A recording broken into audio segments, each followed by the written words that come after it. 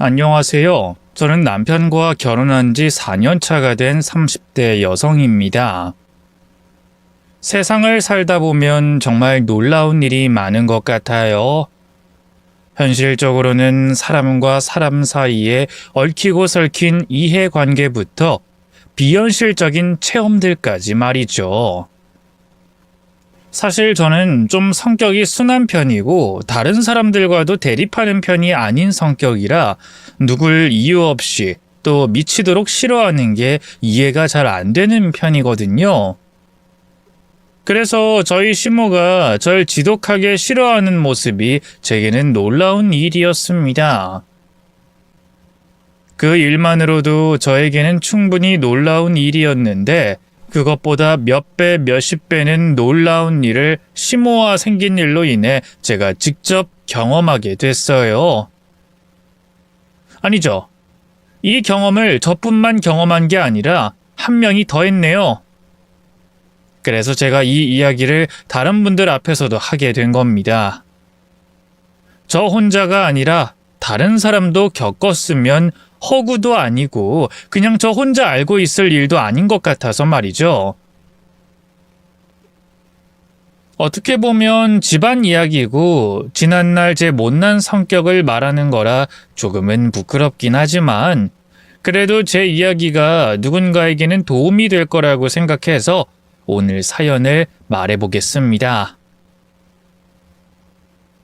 어려서부터 조용하고 소심한 성격이었던 저는 친구를 사귀는 것도 연애를 하는 것도 늘 어려움이 많을 수밖에 없었습니다. 누군가에게 먼저 다가가는 걸 하지 못했던 탓에 제 인간관계는 좁을 수밖에 없었죠. 그나마 학교를 다니며 오래 보고 지낸 친구들 덕분에 친구 사귀는 건 어렵지 않았지만 연애는 너무 힘들더라고요. 그런 제가 결혼이나 할 수 있을지 고민하던 적도 있었는데 지금은 이렇게 결혼해서 4년이나 지났네요. 아마 지금의 남편이 먼저 제게 다가와 주지 않았더라면 저는 결혼도, 결혼으로 얻은 이런 행복도 알지 못했을 거예요. 그렇게 제게는 고마운 저희 남편은 누가 봐도 잘난 사람이었습니다. 제 눈에만 잘나고 자랑스러운 것이 아니라 능력이며 성품이며 심지어 얼굴까지 어디 하나 빠지는 곳 없는 그런 사람이었죠.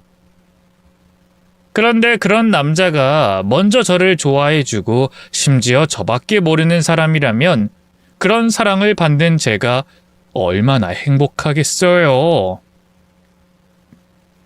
나를 이만큼 사랑해줄 사람이 어디 또 있을까 싶었던 저는 그런 남편과 일찍이 결혼을 생각할 수밖에 없었습니다.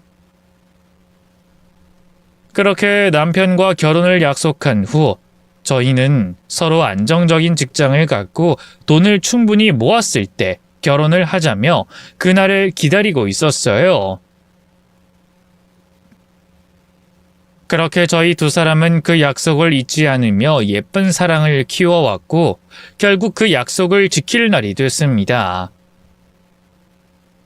각자 자리를 잡아가며 부모님 도움 없이도 결혼할 수 있을 만한 여력이 됐고 서로 사랑하는 마음이 변치 않았으니 이제는 결혼하는데 전혀 문제가 없을 것 같았죠. 그렇게 저는 하루빨리 남편과의 행복한 결혼식을 올리길 바라고 있었는데 바로 그때 생각지도 못한 문제가 생기고 말았습니다. 바로 시모가 저희 결혼을 반대하고 나섰던 거였죠. 그것도 제가 마음에 안 드는 게 아니라 저희 엄마의 직업을 문제 삼아서 말이에요. 저희 엄마께서 철학원을 운영하고 계셨는데 시모는 그게 마음에 들지 않았던 겁니다. 물론 철학원을 한다고 하면 무시하는 사람들도 종종 있긴 했지만 저희 엄마가 철학원을 운영하신다고 나쁜 짓을 하는 것도 아니고 수입이 그리 적은 편도 아니었기 때문에 저는 설마 그 문제로 결혼 반대를 당할 줄은 몰랐어요. 그래서 처음 인사를 하는 자리에서도 부모님이 뭐 하시냐는 물음에 솔직하게 철학관 이야기를 꺼냈던 건데 그 일 때문에 저는 시모에게 면전에서 괄시와 모진 소리까지 들어야만 했습니다. 뭐? 철학관? 아니 지금 나랑 장난하는 것도 아니고 이게 무슨 소리야? 감히 철학관 딸내미가 내 아들을 넘봤다는 거야? 야, 너 내 아들이 우습니? 우리 집안이 우스워? 세상에 기가 막혀서 정말. 예, 너는 네 주제를 모르니? 다른 것도 아니고 철학관 하는 호래미 밑에서 자란 애가 어디 감히 귀한 우리 아들을 넘봐 넘보기에? 결혼이고 뭐고 절대 안 돼. 난 이 결혼 절대로 허락 못 해주니까 그런 줄 알고 돌아가라. 그리고 당장 우리 아들이랑 헤어져. 다시 또 둘이 만나고 결혼이니 뭐니 하겠다고 하면 나 그때는 너 정말 가만히 안 둔다. 그나마 내가 마음이 넓어서 여기서 끝내는 줄이나 알아. 알겠어? 대체 제가 뭘 그리 잘못했다고 저런 소리를 들어야 하는지 억울하고 화도 났지만 워낙 소심했던 저는 당황스러운 마음에 그 자리에서 아무 말도 하지 못했습니다. 그러고는 속상한 마음을 지우지 못하고 집에 돌아와서야 눈물을 흘려야 했죠. 그러자 제가 예비시댁에서 당한 일을 들으신 엄마는 크게 화를 내시며 난리가 나셨어요. 엄마는 저와 성격이 정반대여서 할 말이 있으면 꼭 하셔야 하는 분이셨거든요. 그러니 소심한 딸이 괜히 욕먹고 돌아온 걸 참지 못하셨고 제 이야기를 들으신 엄마는 곧장 시모에게 찾아가 화를 내고 따지셨습니다. 이보세요. 지금 나 때문에 애들 결혼 반대한다면서요. 근데 내가 뭐 범죄자입니까? 철학관이 뭐 어때서? 내가 불법을 합니까? 험한 짓을 합니까? 정당하게 사업자 등록해서 나라에 꼬박꼬박 세금 내고 영업하고 있는데 내가 철학관 하는 게 뭐가 나쁘다고 우리 딸한테 그런 소리를 해요. 당신이나 당신 아들은 뭐가 그리 잘났다고 열심히 사는 우리 모녀를 그리 무시하냐고. 나한테 욕하는 건 그렇다 치지만 왜 죄 없는 우리 딸을 괴롭히는지 할 말 있으면 어디 나한테 해요. 괜히 착하고 순진한 남의 딸 잡지 말고 어디 내 면전 앞에서 짓거려 보라고. 저와 달리 참지 않는 엄마는 시모에게 하고 싶은 말을 다 하셨고 그러자 절 무시하고 깔보던 시모는 당당한 저희 엄마의 태도에 기가 죽었는지 찍소리도 하지 못했습니다. 그리고 결국 엄마 앞에서 아무 말도 못하던 시모는 더 이상 반대할 핑계가 없는 건지 마지못해 저희의 결혼을 허락할 수밖에 없었어요. 물론 결혼 허락을 하고도 결혼 준비를 시작한 뒤에도 괜한 트집을 잡으려는 시모 때문에 문제가 있기도 했지만 저희 엄마가 나타나면 하던 말도 삼키는 시모 덕분에 저는 큰 문제 없이 무사히 결혼식을 올릴 수 있었습니다. 하지만 결혼 전에 저희 엄마와 있었던 일로 잔뜩 벼르고 있던 시모는 어떻게든 저를 괴롭히려 야단이었어요. 하지만 그런 시모보다 저희 엄마가 한 수 위였죠. 엄마는 이미 시모가 저를 두고 작정하고 있을 거라는 걸 예상하고 계셨거든요. 그래서 엄마는 시모가 절 괴롭히지 못하게 늘 막아주곤 하셨습니다.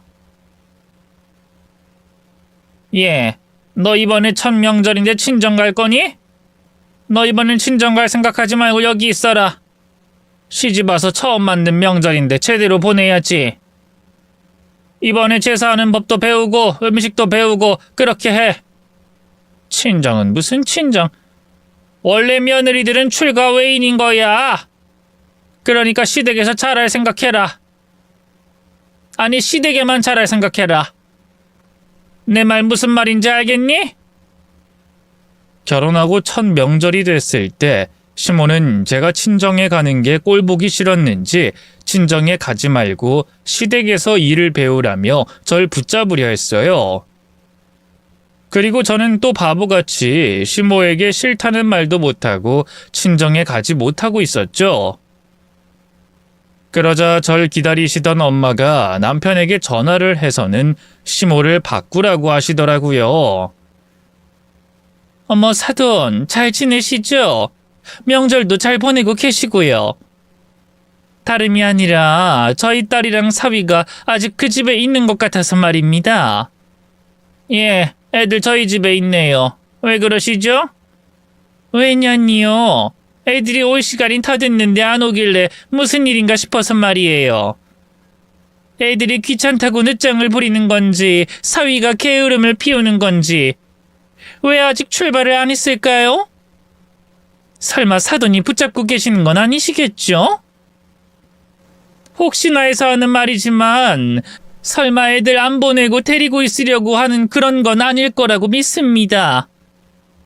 제가 분명 누누이 말씀드렸는데도 절 무시하고 저희 집을 또 무시하려고 그러시는 건 아니시겠죠? 아님 제가 언제 또 사돈을 무시했다고 그러세요? 그런 게 아니라 첫 명절이기도 하고 그래서 제가 조금 더 데리고 있고 싶어서요. 그러니까요. 애들 결혼하고 첫 명절인데 시댁에만 있는 게 말이 됩니까?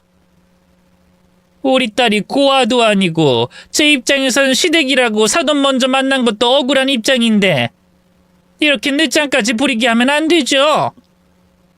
우리 서로 예의 지킵시다 사돈. 서로 귀한 자식 둔 입장에 서로 얼굴 붉힐 일 하지 말자는 거예요. 아시겠어요? 그럼 제 말 알아들으셨으면 애들 얼른 보내주세요. 기다리겠습니다. 제 앞에서는 며느리는 시댁이 더 중요한 거라며 친정도 못 가게 하셨던 시모가 저희 엄마의 단호함에 아무 말도 못하는 모습을 보니 전 엄마가 대단하다 싶었습니다. 그리고 그 후로도 엄마는 시모가 절 함부로 괴롭히지 못하게 어떻게든 도와주고 감싸주려 하셨어요. 덕분에 시모도 제 눈치를 보고 저도 시집살이를 덜 할 수 있었지만 그렇다고 엄마가 언제나 절 지켜주실 수는 없는 일이었습니다. 제가 너무 소심한 탓에 저는 엄마처럼 똑부러지게 말할 수도 없었고 그렇다 보니 엄마는 모르는 곳에서 시모의 괴롭힘에 시달릴 수밖에 없었어요. 시모는 소심한 제가 남편이나 엄마에게 고자질하지 못할 거라는 걸 알고 교묘하게 괴롭히곤 했거든요. 그래도 엄마가 계셨을 때는 저 대신 나서주시는 든든한 엄마 때문에 버틸 수 있었는데 그러던 엄마가 암으로 투병하시다가 끝내 돌아가시고 마셨고 그 후로 저는 시모에게 지독하게 시달릴 수밖에 없었습니다. 야, 너 내가 똑바로 하라고 했어 안 했어? 왜 시키면 시킨 대로 할 줄을 몰라? 저는 어머님께서 시키신 대로 했는데요. 이게 지금 말대꾸를 하고 있네? 너 지금 이따위로 해놓고서 뭘 잘했다고 말대꾸야 대꾸가? 이게 내가 시킨 대로 한 거라고? 얘가 뻔뻔하게 지 잘못을 내 책임으로 돌리네? 야, 내가 잘하라 그랬지? 언제 이따위로 하라 그랬어? 네가 못한 걸 내 탓하는 게 당연한 거냐? 넌 네가 못하면 전부 다른 사람 탓으로 돌려? 그게 시어머니든 뭐든? 이 년이 아주 못된 년이네? 나 참 어쩌다 너 같은 애를 며느리로 들여가지고 그때 끝까지 결혼 못하게 막아야 했는데 말이야. 난 아직도 너 볼 때마다 열받아 죽겠어. 어디서 저런 게 굴러 들어왔나 몰라? 어머님, 저도 잘하려고 노력하는데 예쁘게 좀 봐주시면 안 돼요? 저도 최선을 다하려고 노력하고 있어요. 뭐? 예쁘게 봐줘? 야, 네가 예쁜 짓을 해야 내가 예쁘게 봐주지. 예쁜 구석이 없는데 어떻게 예쁘게 봐줘? 이제 와서 내가 뭐라 하니까 기분 나쁘니? 근데 기분 나쁘면 어쩔 거야? 이제 너 대신 난리 쳐줄 엄마도 없는데? 그동안은 네 엄마가 하도 난리를 쳐서 나도 참았던 거지만 이제 나도 안 참는다. 너 좋았던 시절 다 간 거야. 이제라도 내 며느리 교육 똑바로 시킬 생각이니까 그런 줄 알아. 엄마가 돌아가시자마자 보란듯이 태도를 바꾼 시모는 제대로 작정한 듯 절 괴롭히기 시작했습니다. 말도 안 되는 꼬투리와 핑계들로 절 괴롭히고 절 사람 취급도 하지 않고 못살게 굴곤 하더라고요. 시모는 저희 엄마에게 쌓인 게 많았던 건지 심지어 엄마가 살아계실 적에 있었던 일까지 끌고 와서는 절 탓하고 괴롭혔습니다. 너 그때 내가 잔소리 좀 했다고 너희 엄마한테 달려가서 일러 바쳤지? 그래서 네 엄마가 나 찾아와서 난리치고 갔던 거 기억 안 나니? 시어머니가 며느리한테 잔소리 좀 했다고 난리치는 게 그게 말이나 되는지. 내가 성격이 좋아서 참아준 거지. 다른 사람들 같았으면 어림도 없어. 우리 찰난 아들 데려간 주제 무슨 할 말이 있다고. 남들한테 거짓말치고 돈 버는 여자가 그 난리를 피웠는지. 하여간에 넌 앞으로 친정도 없고 평생 내 눈치 보고 살 생각해야 할 거야. 내가 그동안 네 엄마한테 당한 거 똑똑히 기억하고 되갚아 줄 거니까. 예전 일까지 끌고 와 작정을 하는 시모를 보며 정말 이를 악물고 괴롭힌다 싶었죠. 잘못한 것도 없는 내가 말도 안 되는 핑계들로 혼나는 게 분해서 따져묻고 싶은 마음이 굴뚝 같았지만 이놈의 소심한 성격 탓에 전 한 번도 제대로 따질 수가 없었습니다.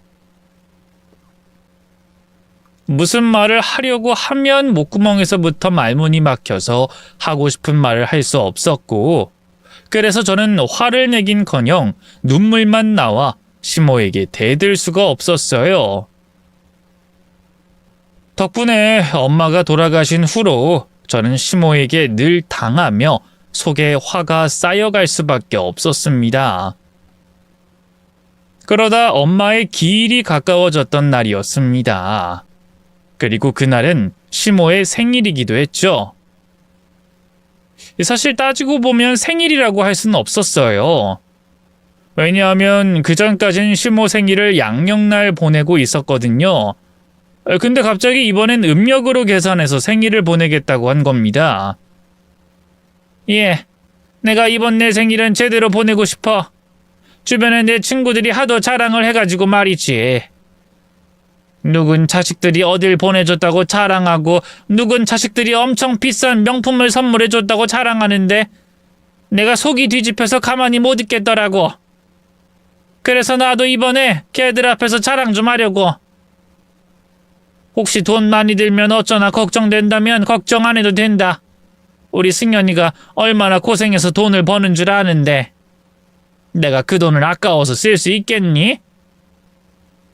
뭐 너도 밖에서 돈 벌고 있기도 하고, 그리고 난 좋은 데 데려가고 비싼 명품 사주는 게 자랑할 만한 일이라고 생각이 안 들어. 뭐든 정성이 들어가야지. 자식들이 힘들게 번 돈을 죽어가는 늙은 노인네에게 써서 뭐 하겠니? 멋도 즐기는 것도 다 젊었을 때는 하는 거지. 안 그러냐? 다들 생각이 다르니까요. 1년에 한 번뿐인 생신인데 뭐가 됐든 어머님께서 원하시는 거 하시면서 즐기시면 되는 거죠. 저희 주머니 사정 때문에 걱정하시는 거라면 그러지 마세요. 어머님 생신인데 어머님 원하시는 게 우선이죠. 그래도 나는 자식들 등골 빼먹으면서 돈 펑펑 쓰는 거 싫다. 그리고 그것들 다 돈으로 정성을 대신하는 거 아니냐. 난 정성이 들어간 게 좋아. 어쨌든 내 말이 길어졌는데 그래서 난 이번 내 생일을 멋들어지게 하고 싶구나. 네가 음식도 입이 떡 벌어지게 차리고 집도 좀 꾸미고. 내가 무슨 말 하는지 알지? 네, 제가 돌아오는 생신에 잘 준비해 볼게요. 그래, 그럼 오늘 내 생일상에 차릴 음식 리스트를 받아 적어가고 부지런히 준비해라. 주말도 안 끼어서 지금부터 준비해도 시간이 부족할 수 있으니까. 네? 지금부터요?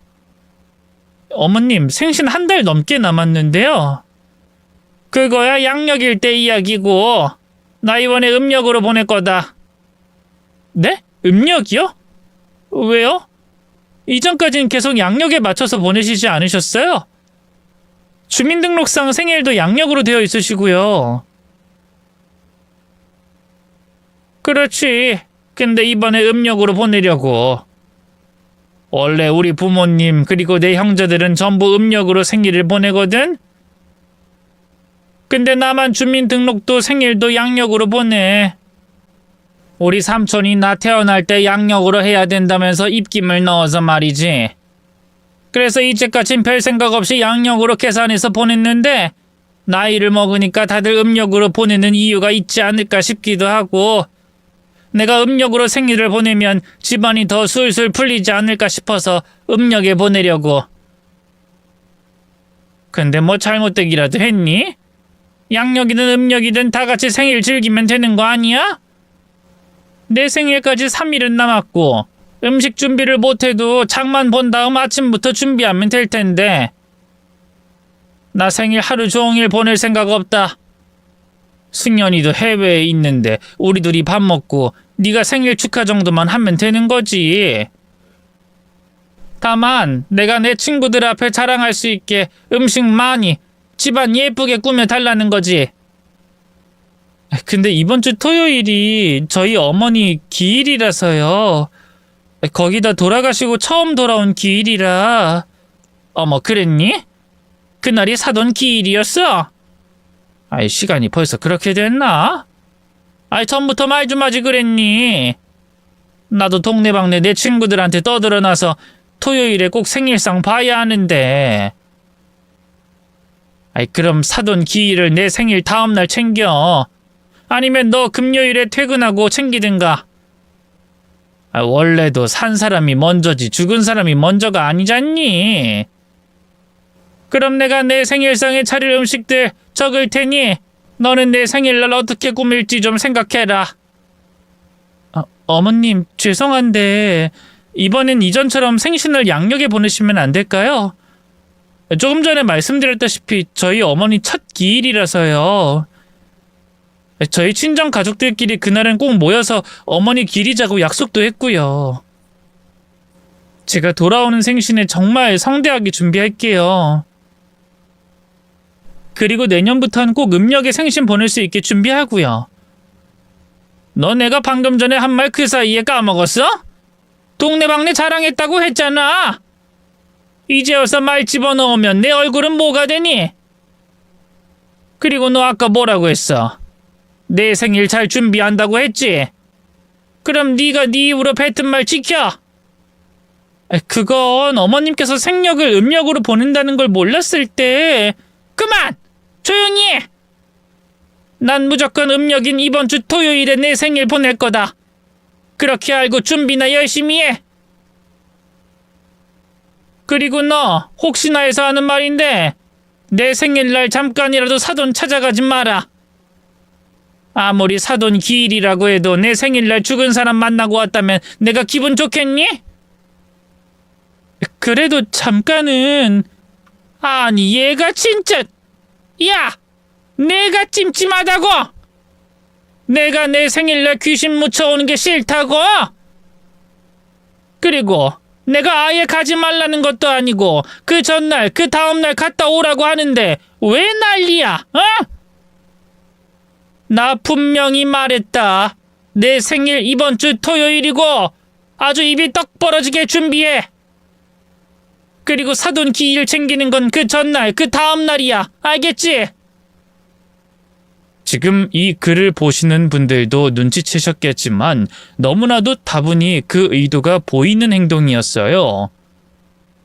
시모는 1년에 한 번뿐인 엄마 기일을 제가 보낼 수 없게 하려고 한 거죠. 아마 저희 남편이 있었다면 시모도 그렇게까진 못했을 거라고 봐요. 근데 하필 남편이 해외로 출장을 나가 있던 시기였으니 절 괴롭히겠다고 작정하고 한 짓이 분명했죠. 화가 났지만 그때까진 좀 더 지켜보자는 생각이 있었습니다. 시모가 아무리 못됐다고 해도 저희 친정엄마 기일을 못 보내게 하진 않을 거라고 생각했죠. 그리고 솔직히 화를 내라고 떠밀어도 내지 못하는 제 답답한 성격 때문에 화를 낼 수도 없었고요. 그렇게 설마를 되내며 3일 보냈어요. 근데 시모에게서는 자기가 생각을 잘못했다며 친정엄마의 기일을 보내라는 말이 나오지 않았습니다. 오히려 생일날 어떻게 할 거냐며 재촉하는 소리만 나왔죠. 친정엄마의 기일로 넘어가는 자정, 5만 가지 생각이 다 들었습니다. 시모 생일을 무시하고 친정 식구들과 친정엄마의 기일을 보낼 상상, 시모와 다툼을 벌이는 상상, 집안의 평화를 위해 시모의 생일만 준비하는 제 모습을 상상하고 있었죠. 그러다 결국은 저도 어느 정도 만족할 수 있고 시모의 성질도 건드리지 않는 결정을 하게 됐어요. 시모가 알 수 없도록 새벽에 잠깐 친정엄마가 있는 추모원에 갔다 오는 거였죠. 내 엄마 기일날 무슨 첩보 영화를 찍듯이 이런 식으로 다녀와야 하는 게 억울하고 화가 났지만 이게 가장 나은 방법이라고 생각했습니다. 물론 친정 가족들에게 또 엄마에게는 너무 죄송했어요. 저보다 못난 자식이 어디 있을까 싶어서 추모원에서 한참을 울며 엄마에게 미안하다고 말했죠. 더 오래 친정엄마 곁에 있고 싶었고 더 오래 죄송하다는 말을 해야 한다고 생각했지만 시간이 없었습니다. 시모의 괴성을 듣지 않으려면 서둘러 시댁으로 향해야 했어요. 저는 친정엄마를 만나고 온 걸 시모에게 들키지 않게 부은 눈을 얼음찜질팩으로 가라앉히며 시댁으로 향했죠. 그리고 아무런 일도 없었던 것처럼 시댁으로 들어갔습니다. 그런데 제가 밝은 목소리로 시모에게 인사를 한 순간 눈앞이 번쩍하면서 별이 보였습니다. 시모가 다짜고짜 제 뺨을 때린 거였어요. 친정 식구들과 친정엄마 기일을 보내는 것도 포기하고 원하는 대로 생일상을 차려주려고 온 저에게 왜 이러나 싶었습니다. 그때는 저도 너무 억울하고 당황스러워서 목소리가 높아지더라고요. 근데 높아진 제 목소리는 얼마 가지 못했어요. 제가 친정엄마를 만나고 온 걸 시모가 알고 있었거든요. 어머님, 저 왔어요. 저 이것만 놓고 다시 차에 갔다 올게요. 짐이... 어머님, 왜 이러세요? 왜 갑자기 뺨을 때리세요? 야, 넌 시어머니가 하는 말이 말 같지 않아? 내가 뭐라고 했어? 네 엄마 찾아가지 말라고 했지? 내 생일날 귀신 묻혀오지 말라고 했지? 근데 재수없게 죽은 사람을 묻혀오냐? 넌 네 생일날 네 입에 음식 넣어주는 사람이 장례식에 다녀왔다고 하면 좋겠어?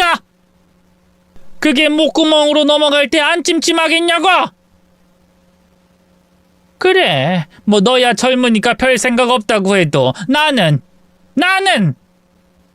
나이가 있어 기분 나쁠 거라는 생각을 못하니?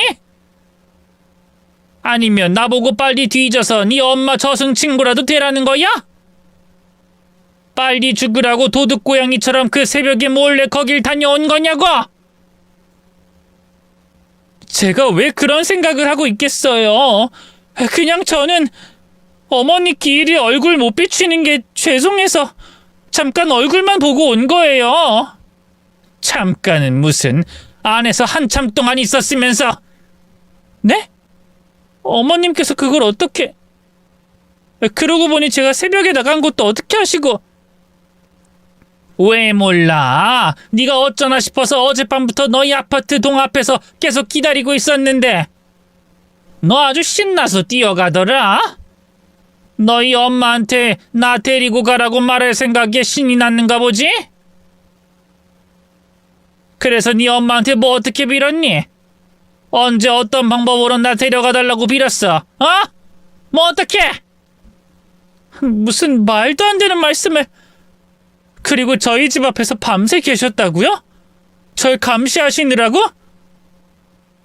어머님, 지금 이 상황 어머님께서 바라고 계획한 상황인 거죠? 정성이니 뭐니 생일상을 멋들어지게 차려달라고 한 것도, 갑자기 생일을 음력으로 보낸다고 한 것도 전부 저희 친정엄마 기일 때문인 거죠. 일부러 저희 친정엄마 첫 기일 망치게 하려고, 그리고 집 앞에서 기다리신 걸 보면 제가 분명히 갈 거라는 걸 알고 있었고요. 그걸 꼬투리 잡아 이러시는 거죠? 작정하고 사람 괴롭히시는 거 맞죠? 그래, 작정하고 괴롭히는 거다. 잘 아네. 아는데 왜 사서 혼날 짓을 하냐?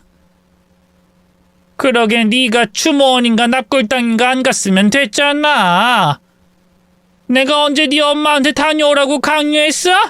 강요했냐고? 그리고 내가 일부러 그랬다고 하면 네가 어쩔 건데? 네 엄마도 없는데 네가 나한테 어떻게 할 건데? 어쩌려고 덤벼들어? 야, 해봐. 억울하고 화나면 뭐라도 해보라고. 이 모든 상황이 시모의 계획과 감시로 벌어진 일이라고 생각하니 화가 막 끓어올랐어요. 그리고 제 생각엔 시모 생일이든 뭐든 제가 친정엄마를 보고 온 게 무슨 문제인가 싶었습니다. 시모가 말하는 것 하나부터 열까지 다 반박하고 싶었고 헛소리 좀 그만하라며 소리 지르고 싶었어요. 근데 이번에도 저는 나약하게 눈물부터 먼저 흘러나왔습니다. 그리고 시모에게 뱉고 싶은 말은 목구멍에서 맴돌 뿐 입 밖으로 나오지 않았죠. 시모는 아무 말도 못하고 있는 저를 보곤 그럴 줄 알았다는 표정을 지으며 다시 윽박을 지르기 시작했어요. 이번엔 우니? 울어? 아주 네 시어머니 생일을 망치려고 작정했구나. 죽은 사람을 묻혀오질 않나. 생일날 눈물이나 짜고 있지 않나. 아유, 그래서 이 다음에 뭘 할 거니? 뭐 하려고? 너 내 생일 그만 망치고 얼른 요리나 해. 그만 쥐어짜고 생일상이나 차리라고. 너 그거마저 망치면 이 다음 네 엄마 기일에도 생일에도 못 가게 만든다. 아주 평생 묶어두는 수가 있어. 그러니까 네 엄마한테 제때 가고 싶으면 오늘 내 생일상 아주 그럴듯하게 차려라. 알겠어? 화를 내고 싶어도 낼 수 없었던, 내는 법을 몰랐던 저는 시모의 고약한 행동과 말에도 입 한 번 뻥끗 못하고 주방으로 가야 했습니다. 그리고 흘러나오는 눈물을 막지 못한 채 시모의 생일상을 차려야 했죠. 시모가 원하는 대로 생일상을 차리는 데는 꽤 오랜 시간이 걸렸어요. 거기다 집안도 꾸며야 했고 주방 정리를 해야 했기 때문에 쉴 새가 없었죠. 또 주방 정리가 다 끝나갈 때쯤에는 그 많은 생일상을 혼자서 치우고 집안 정리도 해야 됐기 때문에 시댁에서 나올 땐 이미 자정이 되어 있었습니다. 하루 종일 고생했지만 그건 별로 힘들지도 억울하지도 않았어요. 그것보다 친정엄마 기일에 시모가 원하는 대로 놀아난 게 분하고 억울했죠. 그래서 집에 돌아와서도 한참 동안 울었습니다. 옷도 갈아입지 못하고 현관 앞에서 한참을 울다 지쳐서 잠이 들었죠. 그런데 그날 밤 저희 친정엄마가 절 찾아왔어요. 꿈속에서 말이죠. 처음 꿈을 꿨을 때부터 꿈속이라는 걸 알았지만 그래도 오랜만에 본 엄마가 너무 반가웠습니다. 그 전까지는 단 한 번도 제 꿈에 찾아오지 않았던 엄마였고 그 전날 엄마의 기일인데다가 시모에게 당한 것도 있었으니 더더욱 반갑고 기쁠 수밖에 없었죠. 엄마한테 안겨 위로받고 싶었어요. 그래서 저는 멀리 있는 엄마에게 단숨에 뛰어갔죠. 그런데 엄마의 얼굴이 또렷하게 보일수록 제 발걸음이 느려질 수밖에 없었습니다. 엄마가 전에 보이지 않던 표정을 하고 있었거든요. 엄마는 제가 처음 보는 무서운 얼굴을 하고 계셨어요. 순간 우리 엄마가 맞는지 머뭇거릴 정도로 화가 난 얼굴이었죠. 저는 엄마가 화난 표정을 짓고 있는 이유가 전날 제대로 기일을 챙기지 못했기 때문이라고 생각했습니다. 그래서 또다시 미안하다고 엄마에게 말을 건넸는데 엄마가 버럭 화를 냈어요.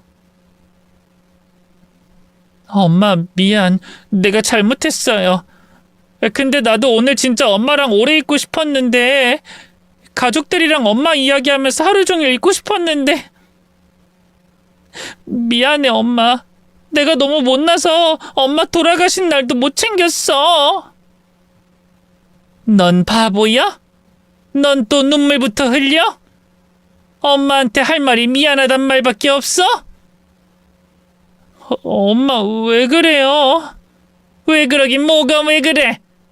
너 언제까지 네 시어머니라는 그년한테 바보처럼 당하고만 있을 거야? 네가 뭘 잘못했다고 맨날 혼나고 있을 거냐고? 엄마 없으면 계속 당하고 살 거야? 백년만년 바보 천치처럼 당할 거냐고? 그냥 눈 질끈 감고 들이받아. 일이 어떻게 되든 걱정하지 말고 할까 말까 생각도 말고 그냥 받아버리라고. 물론 엄마는 우리 소혜가 얼마나 착한 아이인지 알아. 그리고 당하고 사는 게 때리고 사는 것보다 마음 편하다는 아이라는 것도 알고. 그렇다고 너 계속 당하고만 있을 거야? 평생 네 시어머니라는 처년한테 평생 괴롭힘 당하면서 살 거냐고? 평생 엄마 걱정하게 만들 거냐고? 이제 네가 미친 척 전년 때려도 아무도 뭘 할 사람 없어. 그만큼 너도 참았고 그만큼 전년도 못되게 굴었으니. 그러니 제발 들이박든가 아니면 소리라도 질러. 당하고 있지 말라고 소혜야. 엄마, 나도 그러고 싶은데. 그런데 엄마도 알잖아. 나 시어머니 앞이 아니라고 해도 같은 상황이면 누구 앞에서든 말이 안 나오는 거. 화보다 눈물부터 먼저 나온다는 거. 이제 더는 그런 행동 안 돼. 전엔 눈물이 나왔을지 몰라도 이젠 안 된다고. 그러니까 엄마 앞에서 말해. 또 네 시어머니인 그년이 너 괴롭히면 소리 지르겠다고 화내겠다고 말하라고. 엄만 자신 없어하는 제 입에서 시모에게 당하고만 있지 않겠다는 말이 나올 때까지 절 붙잡고 화를 냈습니다. 어찌나 매몰차게 또 차갑게 화를 내던지 꿈속이라는 걸 알면서도 몸이 움찔움찔하고 겁이 날 정도였죠. 그렇게 한참을 저와 실랑이를 벌이던 엄마는 제 입에서 시모에게 당하고만 있지 않겠다는 말이 나오자 이제 됐다는 듯 아무 말 없이 절 쳐다보셨습니다. 그러고는 시모를 가만둘 수 없다는 말씀만 남기시고 연기처럼 사라지셨죠. 저는 너무 순식간에 없어진 엄마를 붙잡아 보려고 손을 휘저었어요. 그러다 제 손이 어딘가에 부딪히는 느낌과 함께 꿈에서 깨게 됐죠. 꿈이었지만 너무나도 생생하게 느껴졌습니다. 그래서 엄마에게 더 죄송했어요. 진짜로 엄마가 하늘나라에서도 제 걱정에 하루가 멀다고 걱정하고 계실 것 같아서 말이죠.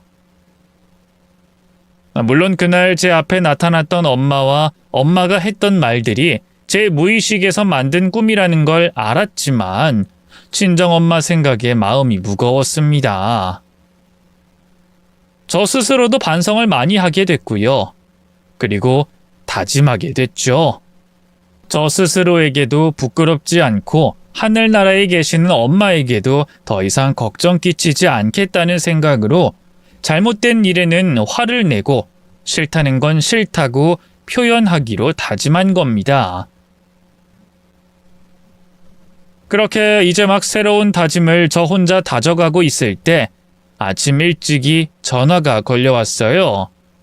시모였죠? 도대체 무슨 일이길래 시댁에서 돌아온 지 12시간도 되지 않아 연락을 해온 건가 싶었습니다. 이 전화를 못 본 척 피할 생각도 했지만 싫은 건 싫다고 잘못된 일엔 화내겠다고 바로 조금 전에 다짐해 놓고 무서워서 피하는 건 비겁하다고 생각했어요. 무슨 일이든 당당하게 행동하고자 했던 저는 아침부터 걸려오는 시모의 전화를 받았죠. 여보세요? 너 지금 당장 우리 집으로 들어와. 네? 지금요? 어머님, 저 어제 어머님 댁에서 12시 다 돼서 나갔어요. 집에 도착했을 땐 새벽 1시가 넘어갔고요. 그럼 저도 오늘은 쉬어야죠. 야, 누가 너 보고 일 시킨다고 했어? 너 보고 일하라고 안 해. 그러니까 당장 오라고. 내가 사실 확인해야 하는 일이 있으니까. 너 당장 뛰어와. 바로 당장. 가타부터 다른 설명도 없이 시모는 시댁으로 들어오라고 했어요. 화가 아주 많이 난 모습으로 말이죠. 그 통화에서는 제가 싫다 좋다 의사표현을 할 수가 없었습니다. 시모가 일방적으로 말을 뱉고 전화를 끊었으니까요. 어제 자기가 원하는 대로 다 괴롭혀 놓고서는 왜 갑자기 오늘 화를 내나 싶었습니다. 저로서는 황당했고 화가 날 만한 일이었죠. 그래서 시댁으로 들어오라는 말을 무시하려고 하다가 찾아가 보기로 했어요. 어제 꿈속에서 엄마에게 제가 말했던 맞서 싸우겠다는 약속을 지키기 위해서 말이죠. 전 시댁을 향하며 시모와 있을 일을 상상하고 또 조목조목 반박할 말을 되뇌었어요. 그리고 시댁 현관문 앞에 서서 엄마와 나눴던 꿈속에서의 대화를 한 번 더 생각했죠. 엄마가 걱정하시게 만들지 말자. 시모의 괴롭힘에 더 이상 당하고 있지 말자 등등 마음속으로 의지를 다졌습니다. 마지막으로 무슨 일이 있어도 울지 말자는 말을 다짐하고 시댁으로 들어갔죠. 하지만 시댁으로 들어가자마자 조금 전 했던 다짐이 무색하게 얼어버리고 말았습니다. 제가 현관문을 열자마자 날아왔던 컵 때문에 말이죠. 거기다 컵을 던졌을 시모를 쳐다봤는데 집안이 엉망이 되어 있었어요. 마치 도둑이라도 든 것처럼 물건들이 집안 바닥에 뒹굴고 있었죠. 도대체 무슨 일이 있었는지 사태 파악이 되지 않았던 저는 놀란 모습 그대로 시모를 쳐다봤어요. 그러자 시모가 놀라운 이야기를 했습니다. 바로 제가 꿨던 꿈과 관련된 일이었죠. 야, 너 도대체 어제 네 엄마한테 가서 뭐라고 빌었니? 뭐라고 빌었어? 뭐? 제가 왜 그런 일을 해요? 너 나 저주한 거 맞지? 네 엄마한테 나 저승길 같이 가자고 한 거 맞지? 뒤지라고 한 건 맞잖아? 그게 아니고서야 왜 네 엄마가 내 꿈에 나타나서 지랄 연병을 떨어? 네? 저희 엄마가요? 그래! 네 엄마! 아우, 지독한 년. 어떻게 뒤지고서도 사람을 괴롭히려고 꿈속에 나타나? 야, 너 솔직히 말해. 네 엄마한테 뭐라고 했어? 나 죽여달라고 했어? 아니면 어제 네 엄마 무당 친구들 찾아가서 나 저주하는 부적이라도 썼니? 그 살인가 뭔가 그런 거라도 날린 거야? 이 못된 년. 어떻게 지 시어머니를 죽일 생각을 해? 어디 죽어서까지 네 엄마가 날 괴롭히게 만들어? 시모의 꿈속에서 무슨 일이 있었는지 자세히는 알 수 없었지만 어제 제가 꾼 꿈처럼 엄마가 시모 꿈속에 나타난 것 같았습니다.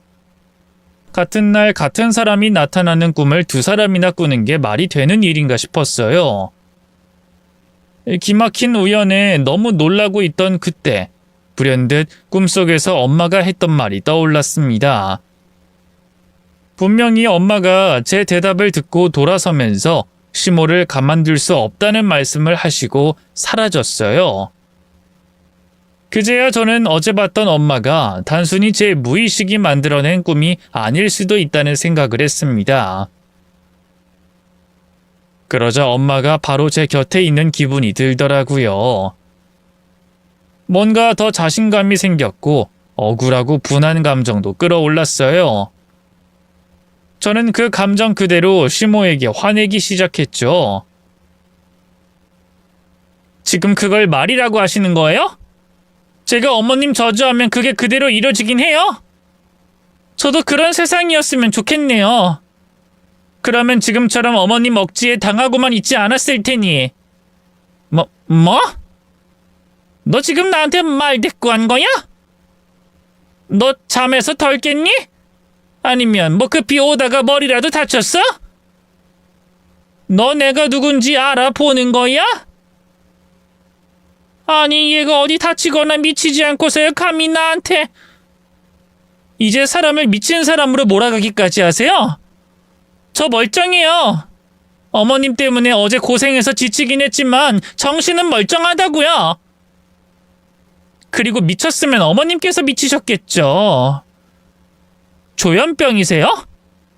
사람을 의심해도 정상적인 범죄에서 의심해야지. 비현실적인 일로 내 탓이다 의심하면 그게 조현병 아니에요? 아무래도 제가 아니라 어머님이 미치신 것 같네요. 죄 없는 사람 아침부터 불러다가 말도 안 되는 헛소리를 하시는 걸 보니. 뭐?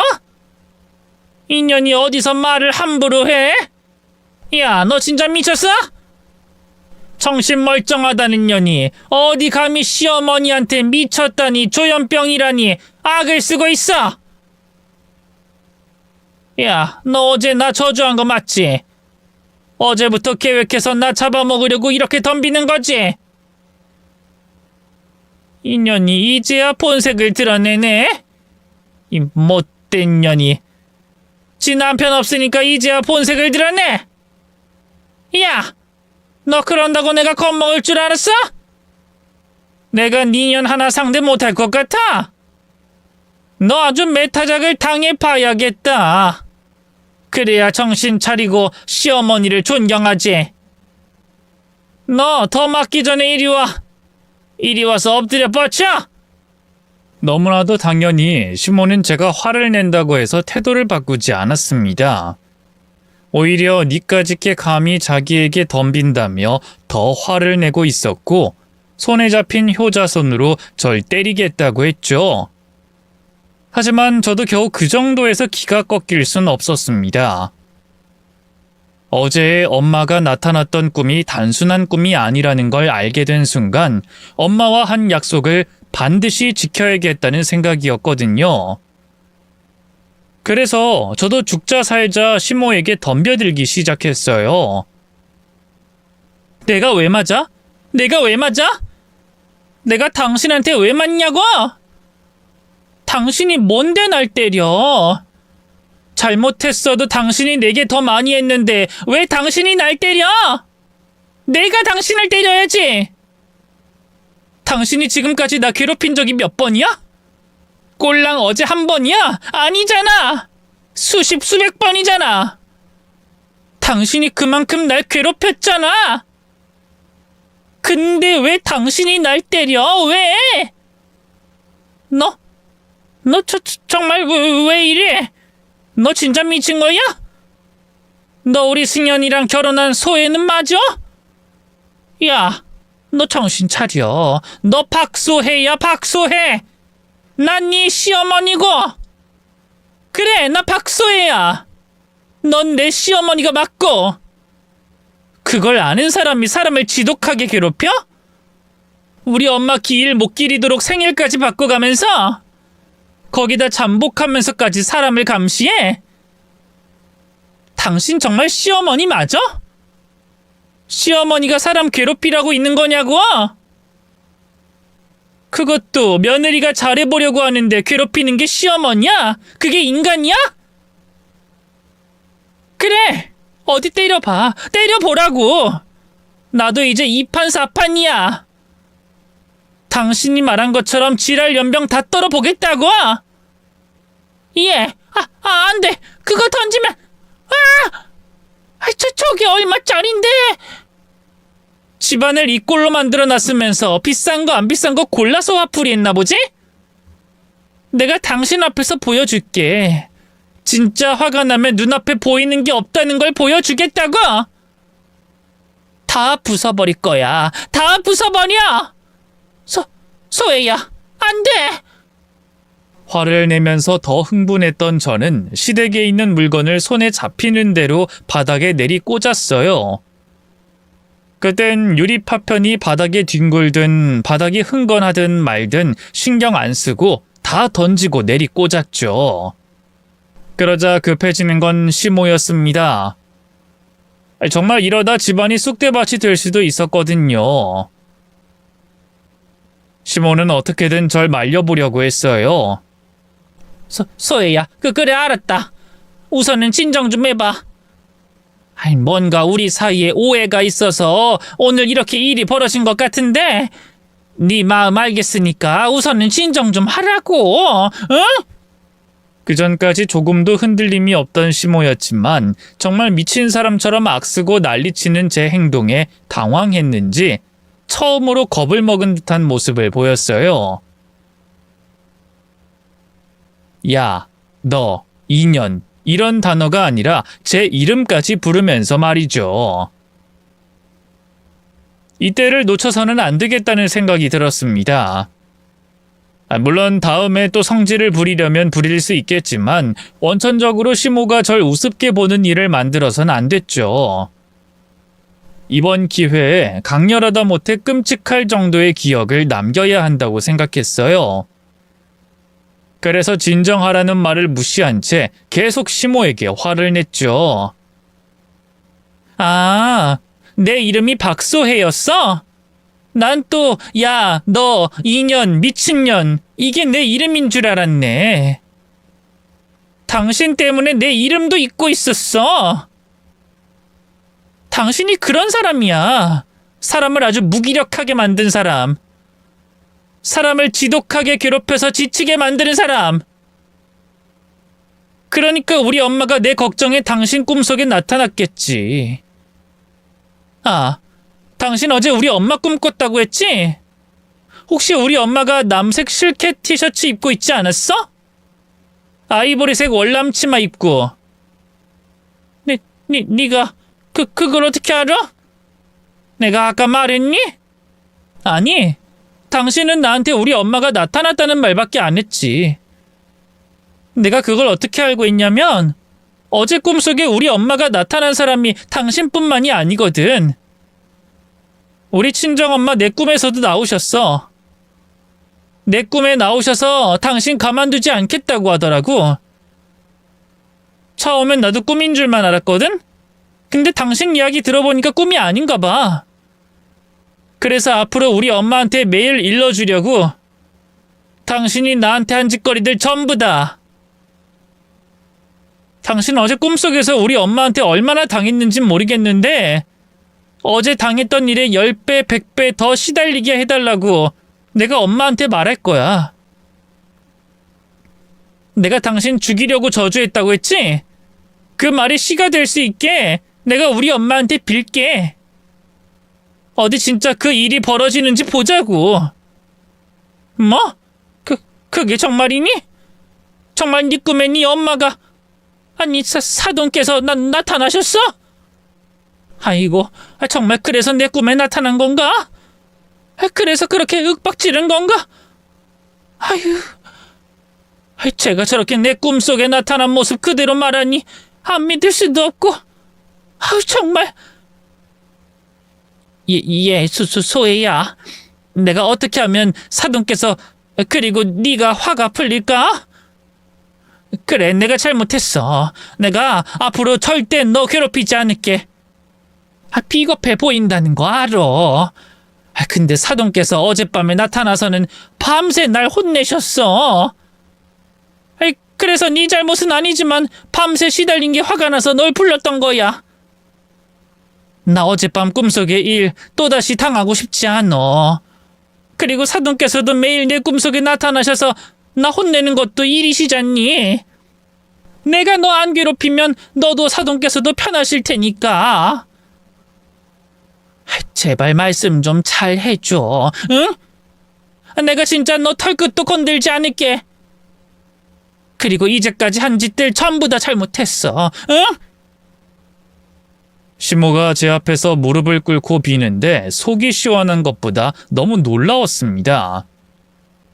엄마가 어젯밤 제 꿈속에 나타나 하신 말씀처럼 정말 시모에게 찾아가 혼냈다는 그 사실에 너무 놀라웠죠. 그러면서 한편으로는 가슴이 아프더라고요. 정말 엄마가 하늘나라에서도 제 걱정을 하셨다는 생각에 말이죠. 눈물이 흘러나올 것 같았는데 그때 울어버리면 안 될 것 같았어요. 시모가 다시 절 우습게 볼 것 같아서 말이죠. 그래서 뒤돌아 아직 화가 덜 풀린 척 씩씩거리며 그대로 시댁을 나왔습니다. 그리고 차 안에 올라탄 뒤 엄마를 생각하며 펑펑 울었죠. 꿈속에 나타난 엄마가 진짜 엄마였는지 모른다는 생각에 너무 아쉽고 미안했습니다. 조금 더 걱정 끼치지 않는 딸의 모습을 보여드릴 걸. 내 걱정이 아닌 서로에게 하고 싶었던 말로 대화했으면 좋았을 걸 생각하며 후회했죠. 그렇게 한참을 울다가 너무 아쉬워하지 말자는 생각을 했습니다. 엄마가 항상 제 곁에 있고 절 보고 계시다는 걸 알았으니 이제부터라도 엄마가 기뻐하실 모습을 보여드리면 된다고 생각한 거죠. 이후 저는 항상 언제나 어느 때나 엄마가 곁에 있다고 생각하면서 당당하게 지냈어요.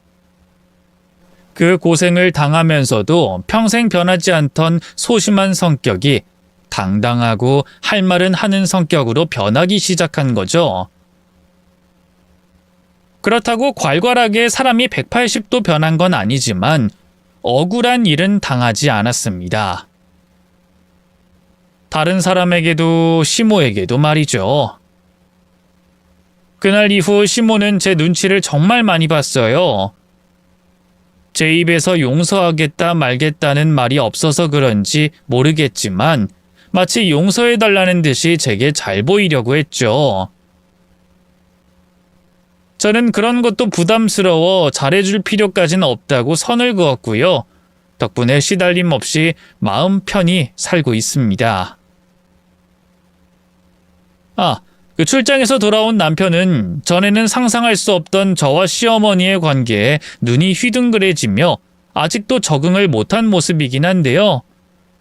그래도 아내인 제가 시모에게 시달리지 않으니 좋아하고 있어요. 남편도 자신이 자리를 비운 사이 저와 시모의 꿈속에 나타나준 저희 친정엄마께 고마워하고 죄송해했고요. 제가 가끔 이 이야기를 주변 사람들에게 하면 우연히 겹친 거라고 말하는 사람이 많아요. 그날이 친정엄마의 기일이었고 저나 시모나 돌아가신 친정엄마를 의식 안 할 수 없었으니 그 무의식이 꿈으로 발현된 거라고 하죠. 그런데 저는 진짜 엄마가 잠시 저와 시모의 꿈속에 나타나 준 거라고 믿습니다. 자식을 사랑하는 마음에, 걱정하는 마음에 기적적인 힘을 빌리신 거라고 생각하고 있어요. 그래서 그때 엄마가 제게 깨닫게 해준 교훈을 제 삶이 끝날 때까지 잘 간직하고 지키려고요. 앞으로 제가 행복할 수 있게, 저와 제 가족들이 억울한 일을 당하지 않을 수 있게 할 말은 하고 살아갈 겁니다. 그럼 제가 하늘나라에서 엄마를 보게 됐을 날 제게 잘했다고 칭찬해 주시겠죠. 여러분께서도 먼저 떠난 가족분들이 우리들 곁에 있다는 걸 잊지 마시고요. 그 가족들이 날 보며 흐뭇한 미소를 지을 수 있게 살아가시길 바라겠습니다. 그럼 안녕히 계세요.